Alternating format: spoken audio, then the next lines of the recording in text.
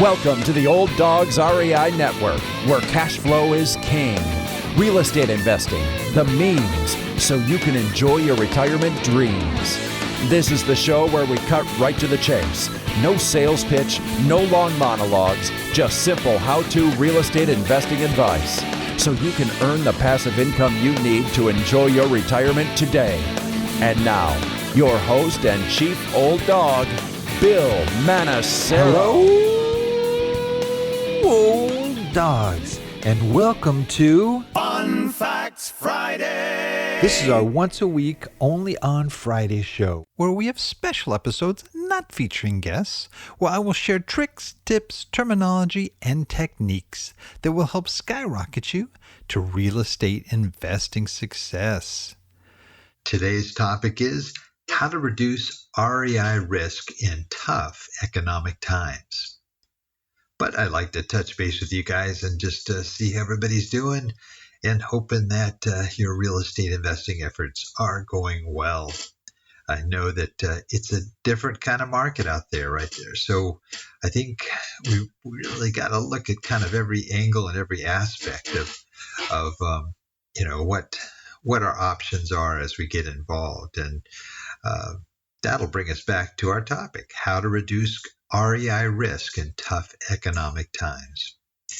Now, as I mentioned a few weeks ago, in these final episodes of 2022, I'm going to try to provide my best content for you guys. I really want to provide you something that you can really add value to what you're trying to do in real estate. And I'm going to be sharing a lot more of my personal experiences and trying to help you to better prepare for what's ahead. And I received a review from, it just has his I don't know what you call it, his name in a review. Sometimes people have, they get to pick whatever name they want, but it's from SC Investor.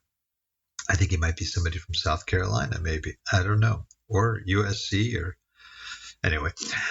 Back in May, I got this review from him, and I thought it was really poignant. And he or she, maybe it's not a guy, but anyway, they wrote, "I am 54 and just entering the world of real estate investing.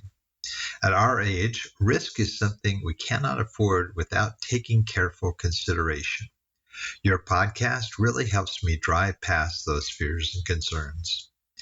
Well, thank you for your comment and kind words, SC Investor. I couldn't agree with you more. We work a lifetime to build up our assets for retirement, and yet if we're not careful, we could lose all of that overnight. And as a lot of people saw in 2008 and in other times in bad economies, if we're not careful. So you inspired me to put together this episode so that maybe we can address ways to reduce risk in uncertain economic times. So, one of the greatest advantages to real estate versus stocks is the predictability of real estate investing returns. When you buy a rental property, you can generally accurately predict, to a fair degree anyway, your average annual yield and cash flow, at least in the beginning. And while I have for decades invested in stocks too, they're as volatile as a bipolar teenager with raging hormones. That's not really my quote, but somebody else quoted that. I think it's kind of strange. But anyway, still, real estate is not without its risk. They are real enough in their own right. For bad tenants to bad cash flow to bad contractors to natural disasters, anyone looking to buy rental properties needs to plan for and mitigate common real estate investing risks. So I'm listing here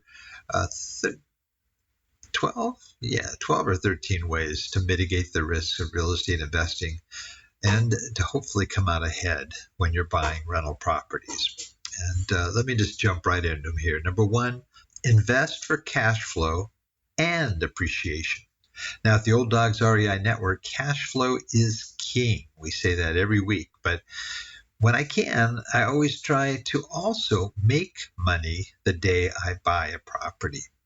So in other words, I always try to buy under market value properties, or maybe one that might be a little bit distressed that I had to do just a little bit of tweaking, a little rehab or upgrade here and there, and that to build in that additional equity in that property when I buy. Now, many investors blindly count on future appreciation in their rental properties, but I want to know up front that I have that extra equity already built in. I don't like to speculate on any of my investments, but I do like to make money when I spend money. It's also smart to purchase properties in emerging markets to hedge your bet. But whenever the word bet is involved, of course, there is risk. If you look at nationwide real estate trends, home prices usually go up in value. Individual properties, neighborhoods, and towns can all experience drops in home value, but they eventually go back up. Even on a nationwide level, home prices can fall. Look no further than the 27.42% drop in the Case-Shiller Home Index during the Great Recession. But that's why cash flow is king. Rents prove far more resilient. Even as home prices were in free fall, rents didn't dip at all during that Great Recession. And maybe they did in some key areas, but most of them didn't. So all you have to do is check the Census Bureau index, and rents simply flattened for a couple of years before steep increases during the 2010s. Cash flow is more predictable. You know the market rent, you know the purchase price and prospective mortgage payment, and you should know your long-term average expenses. Number 2, use the buy and hold strategy. Yeah, there are a ton of ways to invest in real estate, but during these economic times, I would avoid things that have higher risks than usual, things like flipping or wholesaling or buying on speculation, because you don't want to have to rely on market cycles. Now, this doesn't mean that you don't ever sell. The beauty of buy and hold is you can afford to wait for your property to appreciate. I was fortunate enough to buy a property in 2016 for $350,000, and I sold it 6 years later for $1.2 million. This is on top of solid cash flow for all 6 of those years. You don't always get that, and it was an unusual time, sort of post-recession, where all of us were getting some great returns. Number 3, don't buy it just because it's cheap. Now, this is a mistake that I made early on when I first went into real estate. I loved seeing properties for $50,000 and less, and thought, wow, I could get a whole bunch of these. But in reality, you really have to do your homework. And it may seem like a dream when you buy it at the price, but it can turn out to be a nightmare overnight. And in those early days of real estate investing, I bought a number of them and spent years regretting it. They look good on paper because cash flow calculations usually don't account for hidden costs like vandalism, break-ins, professional tenants gaming the system to draw out the eviction process. For that matter, even numbers included in the calculations, such as vacancy rates, maintenance, and property management costs, tend to be wrong because of the high turnover rate and high property damage. Yes, there's a niche for buying homes in the hood or becoming a Section 8 landlord, but unless you go to great pains to learn that niche and hopefully have some sort of a mentor who specializes in them to teach you, I would say avoid low-end rental properties, especially in this kind of a market, and save yourself a world of pain and unforeseen real estate investing risks. Don't buy less than a B-class property. Number 4, focus on multifamily rentals. Now, I've talked about this quite a bit, but if you have a choice between buying a single-family home in a duplex, buy the duplex. Again, you're reducing your risk. If you have a vacancy, then it's only a 50% vacancy and not 100% vacancy. Fourplex is even better. You'd only have a 25% vacancy. With single-family homes, if one unit is empty, you're not getting any rent. You're underwater each month. On the other hand, if you own a fourplex or one unit is empty, you're probably still cash flowing a little, and that can be enough to get you through a couple of months until you find your next renter. Larger apartments are even better. Number 5, make money when you buy. I mentioned that one on number 1 when I talked about buying with appreciation if you can. One way to mitigate real estate investing risk is to buy value. Value investing means finding properties priced below market value. In the single family rental market, this could be as straightforward as searching for just underpriced properties. But as it happens, there are several other approaches to think about value. Investing in a rental house with rental rates that are lower compared to the prevalent market rate provides a shot to raise rents and keep your cash flows. Another wise course of action would be to find a property that, with little inexpensive improvements or more up-to-date services, could elevate the property's value or tenant appeal, or both. Ultimately, keeping a close eye on future developments and buying in areas before housing prices start to climb can also be great ways to always make certain that your investment can offer you stable returns many years from now. Number 6, set criteria and stick with it. When buying rental properties, be sure to buy it right. What does that mean? It means that every time you buy a property, you have predefined criteria and only buy properties that meet that criteria. Never compromise. One of the most important criteria is the cash flow. I like to use a threshold of 10% cash on cash return, if possible. If a property brings in less than that, I generally won't buy the property. There are, of course, exceptions to this rule. For example, if a property has a considerable amount of untapped hidden value. By ensuring a certain minimal level of cash flow, you are mitigating your risk. Even if rents drop slightly in the next downturn, you'll still have some cushion to be able to absorb a drop. Number 7, buy the types of properties that people will live in during the recession. This is why I've never bought luxury properties or type A or Class A properties. Class A properties, think of like the more modern apartment building covered in glass with a dog park or pool, or a sweet Tudor house with a backyard in a neighborhood. These are the properties that rent for maybe $2,500 and above on a monthly basis. These are not my typical rentals. I buy B and C plus properties. Why? Think about what will happen to a person who is living above their means in an A property and who loses their job during the next downturn. Where does that person go? They will be moving into our B or C plus properties. Likewise, if there's an upswing in the market and everyone has jobs, the people in the D and C class go up to the B class. I believe the sweet spot for rentals is in the middle. That way you can benefit from an upswing and weather a storm during a downturn. Number 8, focus on smaller units, especially 2 bedrooms. So if you're buying, an apartment, or you're buying a duplex, for example, if you can get a 2-bedroom or more 2-bedroom type apartments, that would be great. What happens when there's a recession and people can no longer afford their current housing? As I mentioned, they move into a cheaper place, from B to C properties, for example. Not only that, they also tend to downsize. This is where the 2-bedroom unit comes into play. The 2-bedroom, in my opinion, is the most versatile of all the rental unit sizes for people living on tight budgets and looking to downsize. It is affordable, but still has space for a family with 1, 2, or even 3 children. It can work for a single person or a couple who wants an extra room for an office.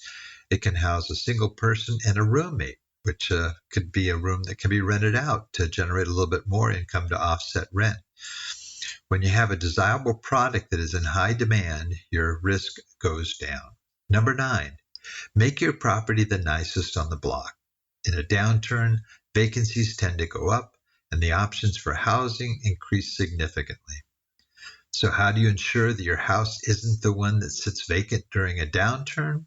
How about making it the nicest on the block? The great thing about making your property the nicest on the block is that during good economic times, you can demand premium rents. I'm not saying you need to go crazy with stainless steel refrigerators and granite, but a little upkeep and slightly higher finishes above your community norm is a good way to mitigate risk for the long term. Number 10, put properties in LLCs. As with any business, owning rental properties opens you up to the possibility of being sued.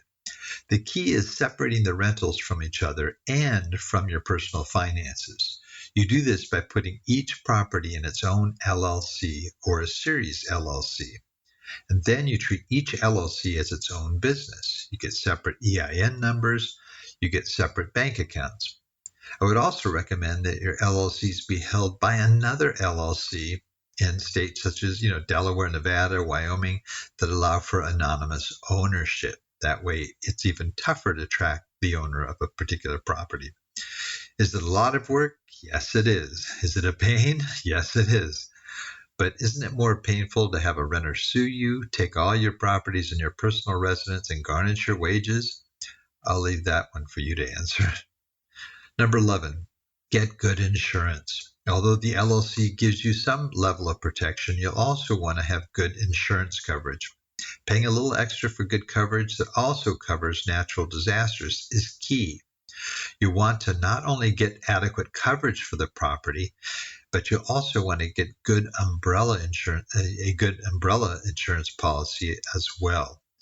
I would save at least $1 million to protect you from frivolous lawsuits and to cover anything above what the property insurance doesn't cover. Number 12, buy in multiple states' locations. This is one of the main ways that I decided to further mitigate my risk early on in my investment career. I had some markets that looked really good, and then there were others that looked good too. But if a market should go sour or maybe a downturn on a local level, by being in multiple markets, you have the opportunity to be able to maybe even sell off the ones that are losing money or the ones that have gone down and focus on those that are doing good. When I thought about how to lower my risk, from things like natural disasters and extreme market shifts, I realized that diversifying into other markets was a way to minimize the chances that my whole portfolio could go down at once. Therefore, I spread my investments over several states and markets. Well, that is it for today. Real estate is a massive asset class, and its popularity with investors is well deserved. An investor who exercises prudence and diligence prior to investing, as I've outlined in this podcast, can benefit from the safety, security, and low volatility of this asset class while avoiding undue risk. While most investors aspire to own a real asset as a foundation of their investment portfolio, it is important to evaluate the underlying risk before making the investment. If you invest in real estate with the right knowledge and perspective and give your investment the time to perform that it deserves, it could be not only a fruitful investment, but also an enjoyable journey combined with the pleasure of ownership of a hard, tangible asset that no other asset class can match. If all that sounds like a lot, well, at least you have control over your real estate investing returns by being able to lower your risk. How much control do you have over your stock returns? Well, not that much. So remember, if you're not able to accurately predict your rental property returns, you maybe are doing it wrong. Follow the tactics that I've mentioned here to reduce your real estate investing risk and enjoy ongoing high-yield rental income for years to come. Well, that's it for now. Please note, Old Dog listeners, everything presented here can be accessed in our detailed show notes on the Old Dogs website at olddogsreinetwork.com/blog. And look for the episode entitled How to Reduce REI Risk in Tough Economic Times. Well, that's the show for today. Remember, cash flow is king and real estate investing the means. Until next time, keep moving forward. And may God bless. Thank you very much for visiting the Old Dogs REI Network. We would greatly appreciate if you would stop by iTunes and let us know what you think of the show. We would love if you could subscribe to the podcast, give us a 5-star rating, and write a review. The more ratings and reviews we receive, the more visible the podcast will be to others. Thank you.